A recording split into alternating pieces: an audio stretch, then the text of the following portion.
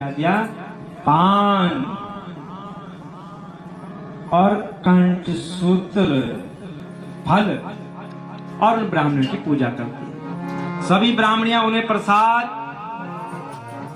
लेकर उनसे और आशीर्वाद देती है। ये रुक्मणी, जो तू चाहेगी वही होगा, हम तुझे आशीर्वाद देते हैं। जैसे माँ गौरा ने भगवती सीता को दिया था आशीर्वाद, मन जाहि राचे हो मिलाहि सोबर सहज सुंदर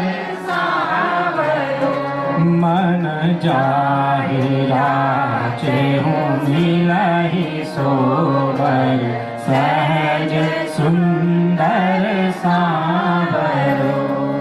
जा, जैसा तू सोच रही है वैसा ही होगा।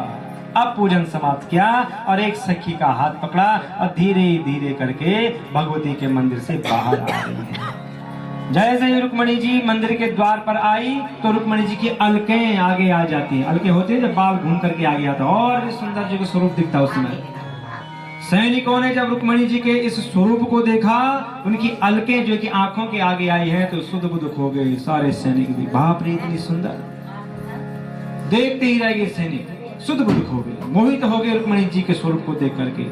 और रुक्मणी जी भगवान श्री कृष्ण के शुभ आगमन की प्रतीक्षा करती हुई अपने चरणों को धीरे धीरे करके आगे बढ़ा रही है, धीरे धीरे करके आगे बढ़ा रही है। अब रुक्मणी जी धीरे धीरे चलते हुए चारों ओर देख रही हैं कि कब आएंगे।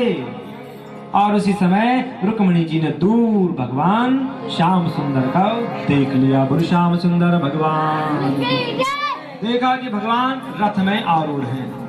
राज कन्या रथ मारक्षते जहार कृष्णो द्विषतां समीक्षतां रथं समारोप्य सुपर्ण लक्षणं राजन्य चक्रम परिभूय माधव। राजकुमारी रुक्मणी जी ने जब रथ देखा तो रथ पर चढ़ना चाहती है, पर कैसे चढ़ूं, यहाँ तो बहुत बड़ी जो सेना है।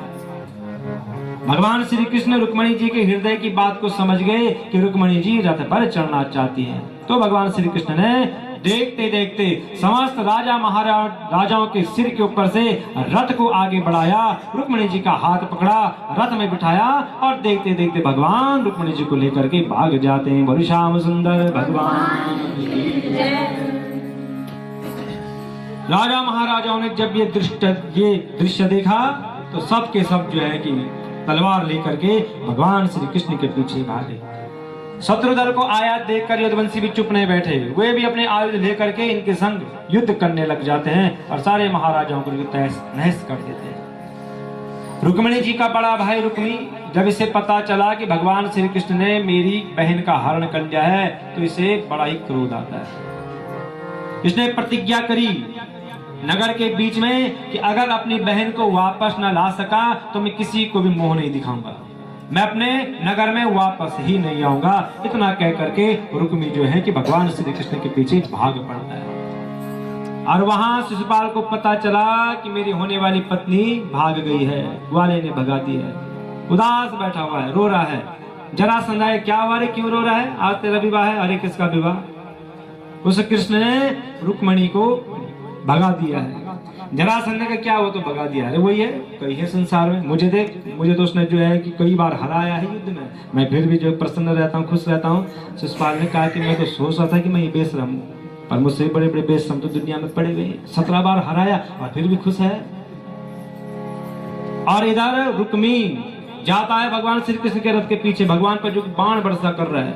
भगवान ने देखा अच्छा रुक्मी मुझ पर चोट करना चाहता है, तो भगवान श्री कृष्ण ने रुक्मी को पकड़ लिया, निकाली तलवार और जैसे मारने लगते हैं रुक्मणी जी कहती है, योगेश्वरम प्रियात्मन देव देव जगतपते हंतुम नारहसि कल्याणम प्रातरम में महाभुजा। आप देवताओं के परम आराध्य हैं, आप योगेश्वर हैं, आप बलवान होने के संग संग आप करुणा सागर भी है। मत मारो इसे, जैसा भी है मेरा भाई है, छोड़ दो इसे। दुष्ट है, पापी है, पर मैं इसकी बहन हूं, ये मेरा भाई है, मत मारो, छोड़ दो इसे। भगवान श्री कृष्ण ने देखा कि रुक्मणी जी भयभीत हैं, तो भगवान श्री कृष्ण करुणा से द्रवित हो गए। उन्होंने रुक्मी को मारा नहीं, उसी के दुपट्टे से बांध करके, उसको कुरूप करके, उसके जो है कि बाल बना करके, अपमानित करके उसको रथ से धक्के मार करके निकाल दिया। उसने पहले ही प्रतिज्ञा करी थी कि अगर बहन को वापस न लाऊंगा तो अपनी नगरी में नहीं आऊंगा। तो इसने क्या किया, अपने लिए एक अलग से नगर बसाया।